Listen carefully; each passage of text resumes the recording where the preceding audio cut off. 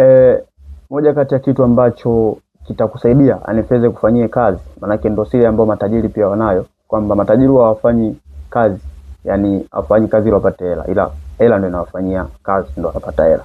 Na ndio kanuni ambazo huwa zinatumika sana duniani na matajiri wengi wametumia hizo mbinu. Sasa lazima uweze kufahamu kuna aina mbili za vipato, kuna kipato huru na kipato ambacho sio huru.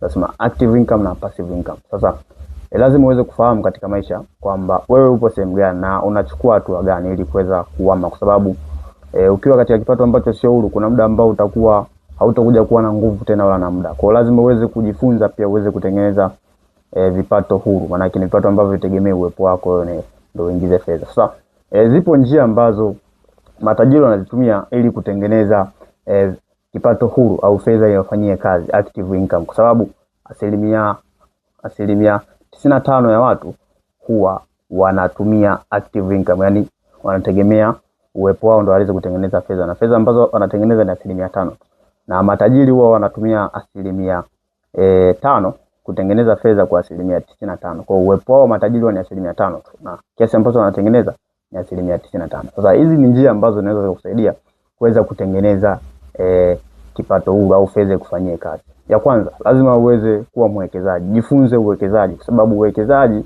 mara nyingi sana huwa hauhitaji muda wako wewe. Tunapozungumzia uwekezaji wa hisa, uwekezaji wa kwenye mali zisizohamishika, uwekezaji wa kwenye bondi, uwekezaji wa kwenye mifuko, hii ni uwekezaji ambao hauhitaji wewe muda wako. Uwekezaji wa apartment ni uwekezaji ambao hauhitaji muda wako wewe ili uweze kusimamia. Lakini pia nyingine, jifunze kutengeneza mfumo wa biashara. Tunapozungumzia mfumo wa biashara, hatuzungumzii biashara unaamka asubuhi alafu unarudi. Maana tunazungumza umeshatengeneza mfumo ambao hata hapo pasipo uwepo wako wewe ule mfumo unaweza kuendelea kujiendesha.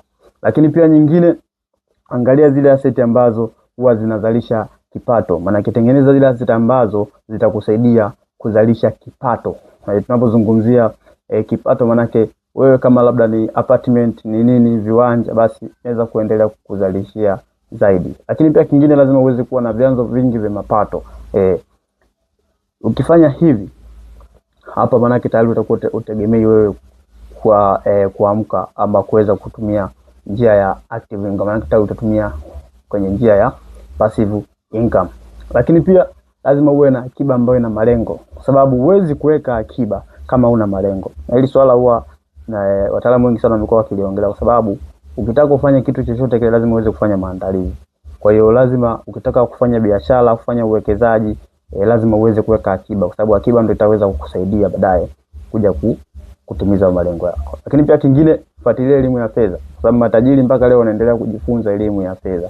Kwa hiyo ni muhimu sana ukafanya haya mambo. Basi kama utafanya haya mambo, yatakupelekea fedha itakufanyia kazi yako. Bwana, mimi ni Robert Chilongola, ni mwelimishaji wa masuala ya fedha. Asante sana.